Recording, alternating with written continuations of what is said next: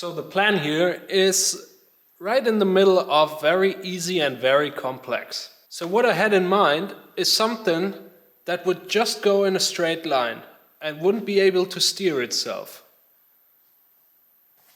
I think in the industry they call that a drift trike. This is my take on it.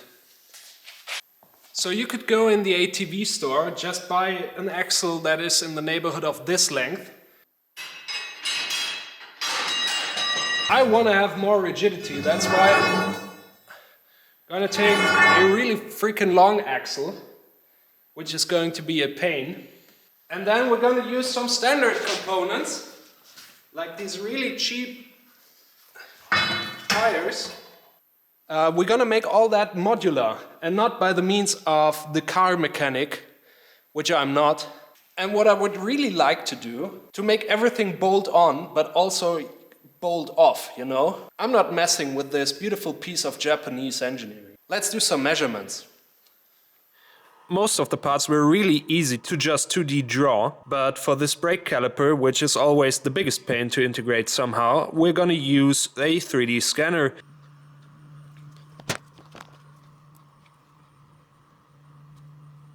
So I did scan it from two orientations, top and bottom, and boom, we got a complete brake caliper ready for use in CAD.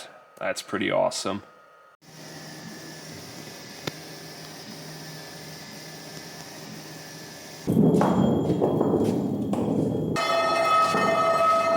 This looks pretty ghetto, right? It's everything I've dreamed of. In the meantime, I did 3D print everything that I have CAD'd up so far to make sure it fits. And also stuff came, like these standard parts here as well as an axle. We're gonna talk about all of that here in a minute or so. This is some raw stock, some round bar and a flat stock. And we're gonna recreate all of the 3D printed parts here in metal.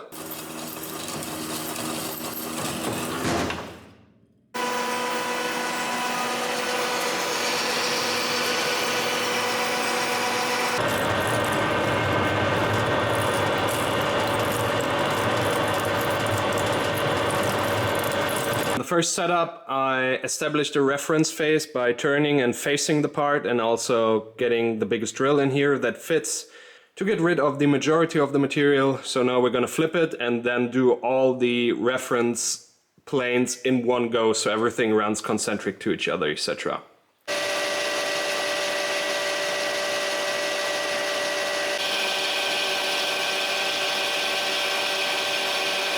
I'm gonna fit whatever these parts to fit snugly on here. Then I'm gonna do the bore, which is measured here with this dial bore gauge.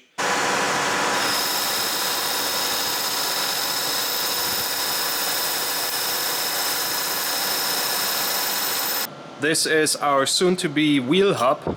So let's use that chance and talk briefly about how we're gonna attach all of these parts to the main axle. And this is gonna be done with these guys. These are clamping sets. And this is basically just two tapers, and with the help of these screws you're gonna like slide this together and then it expands on the outside as well as the inside. This is a very tight fit, and this as well.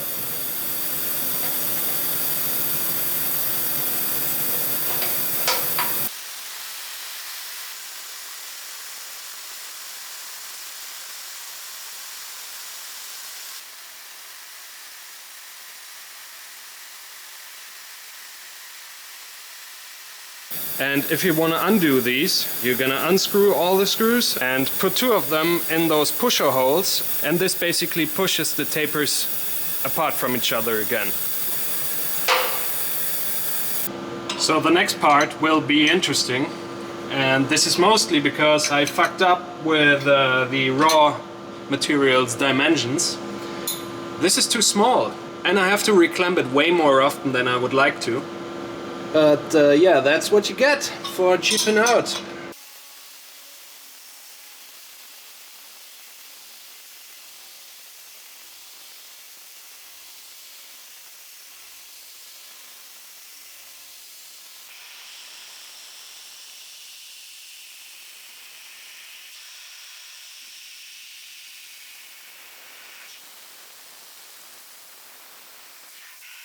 So the whole purpose of this operation 1 was to not only drill through my plate but also this sacrificial board, so I can get these studs in here and then bolt the part down which we're going to cut free out of this plate.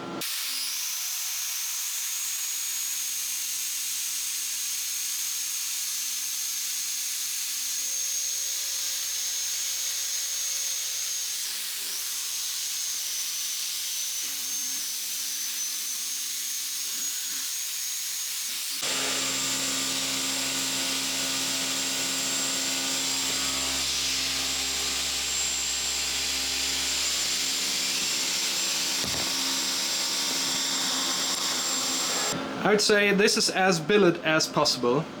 So let me run the second part and see what this is actually for.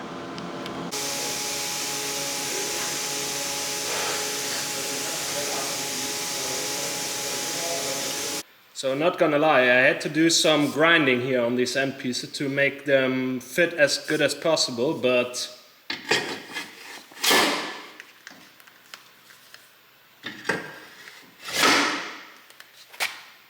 I do quite like that.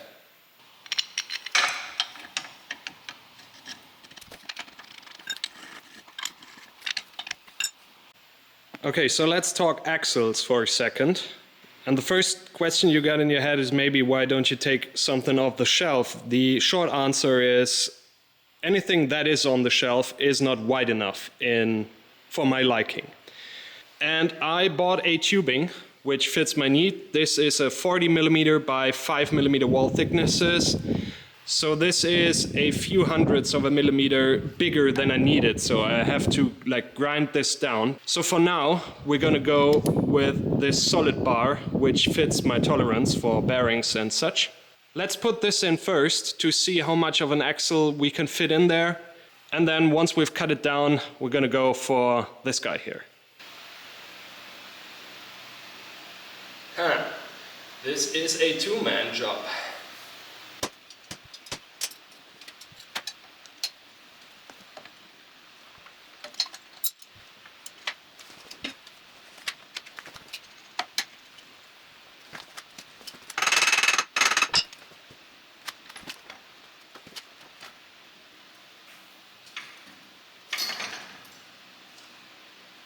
Uh-oh.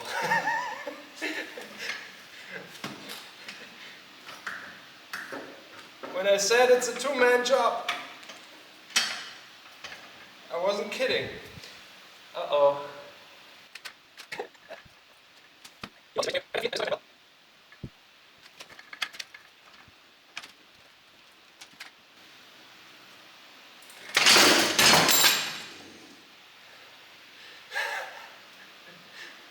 Uh-oh.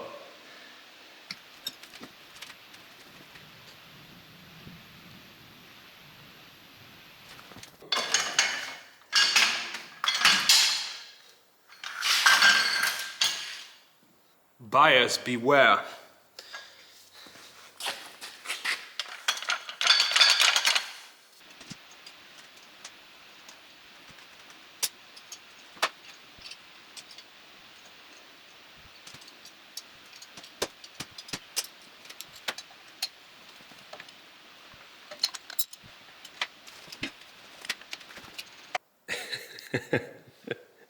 So this is the longest this axle will ever be. This is 2 meters outside of the tire outside. I think we're gonna end up more likely in the 1.7 meter range or something. I quickly put a chain on it and mildly tension it. I guess this is gonna go flying anyways because this is a combination of a heavy duty motorcycle and then an engineering chain which is linked together kind of badly, but for a test it will do. But let me see if I can get outside with it.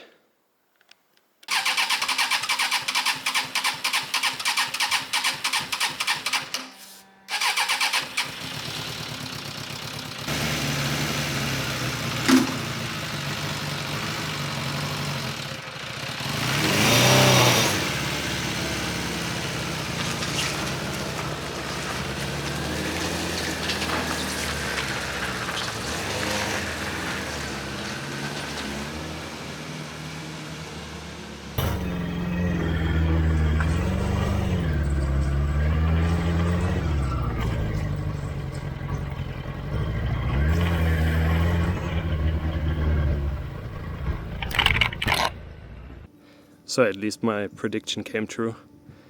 This had to break. Okay, but it's not a long way home. And I got some first results. Yeah, so this is obviously too wide. But now, the beauty of this design, and especially the clamping sets, is I can just loosen them up, set everything to a different location, tidy it up again, and we're good to go. No welding, no predetermined spots or something. So from all the little components in this build, what pretty much took the longest to get to a reasonable state is chain tensioning. And I had all the weird things tried out before. And now I ultimately settled on, I think, kind of this design. This is pretty much just thrown together. And now we're gonna build this in good.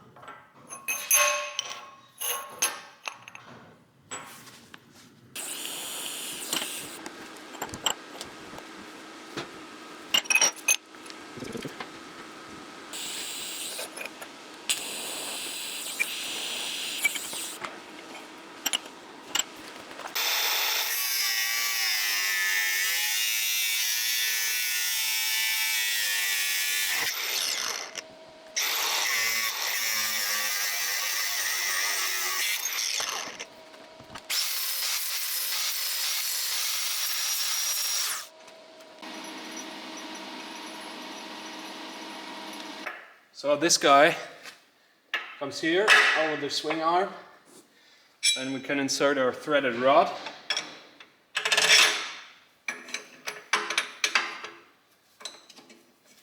Put this guy on and insert the axle. And this is pushing the whole back assembly away from the frame. And of course we can back this up so it won't move. So the very last thing before we can finally do a test drive is to get the brake working. And to do that, we gotta talk about today's video sponsor, which is PCBWay. So this is the brake caliper, and this is the part I modeled around it, which PCBWay did manufacture. So let me install these, and while doing that, I'm gonna tell you what else PCBWay is up to.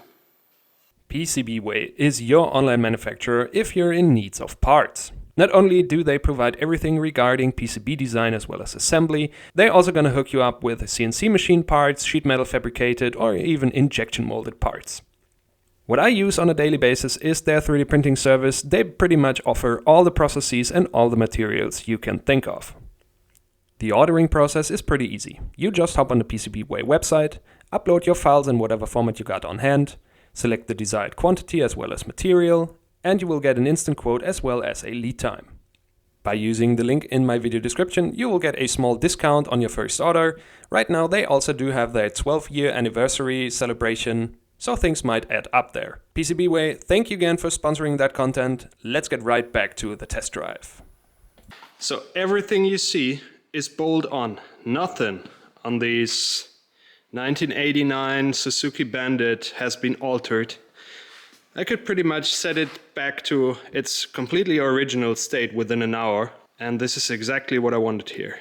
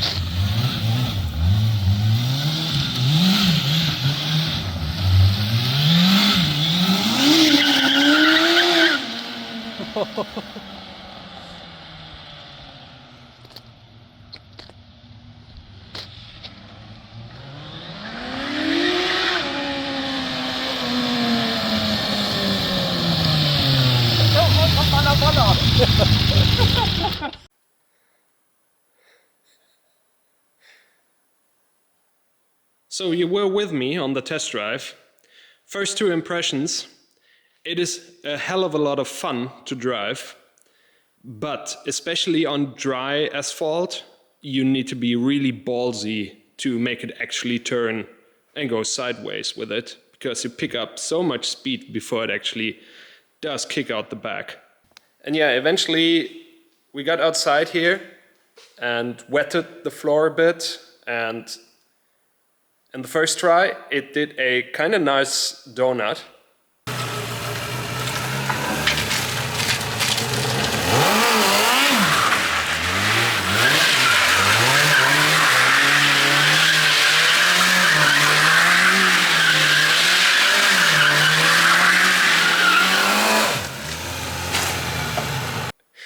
And in the second try, it almost flipped.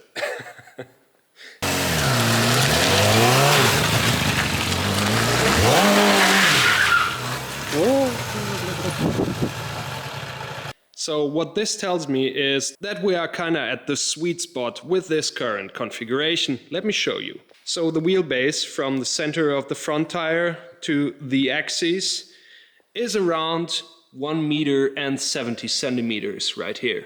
And then the width of the axle is pretty much 160 centimeters outside of the tire, outside. But now, we gotta talk about the future for this thing. And we have made this episode so far without using the word differential just once. That may be bound to change. So usually, in a ATV setup or something, this empty spot here in the middle would be occupied by a differential that does all sorts of witchcraft. So if you want to do a curve, the inner tire can spin slower than the outside one. I didn't want to go with the cheap ATV options, neither did I want to spend like upwards of 3 to 4K on a very sophisticated unit. So this probably means I have to build it myself, to my needs. And yeah, this is gonna lead us directly to what are we going to do with this setup. As you've figured out by now, this is going to be the end of probably part 1 of this. And I'm really happy with the results so far. So we have made a test drive, we've made a donut, nobody got hurt, and the basic mechanic side of things has held up. So if you ask me what I want to do with it, I had so much fun building this, and I would like to improve and make it look nice. So we got all the possibilities. We could do 3D scanning and get all of this here covered up and safe and secure and stuff like that. We could build body panels for this. We will definitely put on some nice looking rims. And then of course a variety of tires for all the different occasions. So something for running on asphalt, something for snow, something for grass. And then we gotta address some things.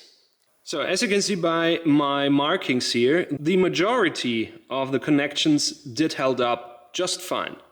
But I noticed 2 of them which slipped a tiny bit, and I gotta address that. So it's this here where the chain is linked to. It does line up again, but it has made at least 1 revolution. And then there's the most outer right-hand side wheel hub. This was the most outer one for the majority of the riding. And this did shift on the axle this way. What I'm positive about is that this is the definitely worst case scenario. We got 30 degrees outside on hot tarmac.